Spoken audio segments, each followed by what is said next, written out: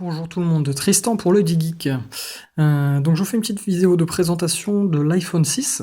L'iPhone 6 qui est sorti ce matin, qui s'annonce comme un gros succès commercial, comme pour tous les iPhones. Je vais commencer par la boîte, simplement, pas très intéressant, hein. Elle est en plus hyper simple, vous voyez, toute blanche, un petit mobile en relief, mais c'est tout. Pas de signe distinctif au niveau du modèle. On a écrit iPhone, c'est tout ce qu'on a. On a rien d'autre, pas la couleur, pas la capacité, bon, à part derrière. Voilà. Après, à l'intérieur, hein, on a le chargeur, forcément. Le chargeur, les écouteurs qui sont les mêmes depuis l'iPhone 5, qui sont pas mal, hein, qui sont pas mal. Moi, j'utilise un casque, donc je les utilise pas trop. Sinon, la bête maintenant. Donc, l'appareil en lui-même. Qu'est-ce qu'on peut dire? Je pense que vous en connaissez la majorité des caractéristiques. Le poids, 129 grammes. Par rapport à la taille, c'est hyper léger. C'est la première sensation qu'on a en main. C'est le poids et la finesse. 6,9 mm, c'est très très très léger, très fin. Moi, j'aime beaucoup. J'aime beaucoup. J'ai un G3. Le G3 est quand même bien plus imposant. Bon, l'écran est certes plus grand, mais on est quand même bien plus lourd, bien qu'il soit assez léger. Mais celui-ci, c'est vraiment encore mieux. Sinon, petit tour du propriétaire. Ici, on a le bouton de verrouillage qui se retrouve sur le côté et non plus en haut, puisque écran plus grand, donc accessibilité plus compliquée. Hop, on le met sur le côté. C'est bien pour les droitiers, pour les gauchers, comme moi, c'est moyen. Sinon, ici, le petit port pour la nano SIM. En haut, on va retrouver l'appareil photo donc qui dépasse.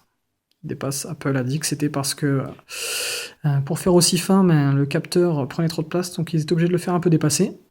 Donc du coup, en haut, on se retrouve avec rien du tout.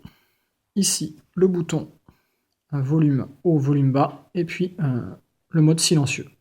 En bas, le haut-parleur, le port Lightning et la prise jack 3.5.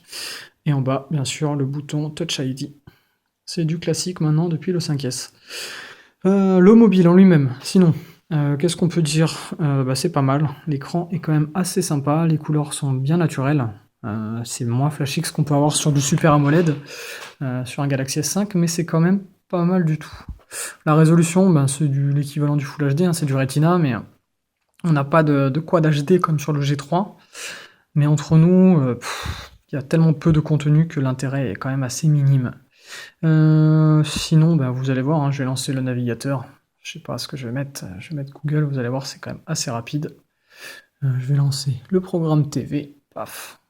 Et voilà. Vous voyez, on a du tac au tac quasiment. Ça fonctionne très bien, c'est fluide. Pour l'instant, je l'ai depuis ce matin, j'ai aucun ralentissement. Pour l'instant, iOS 8, je trouve pas qu'il y ait de gros changements.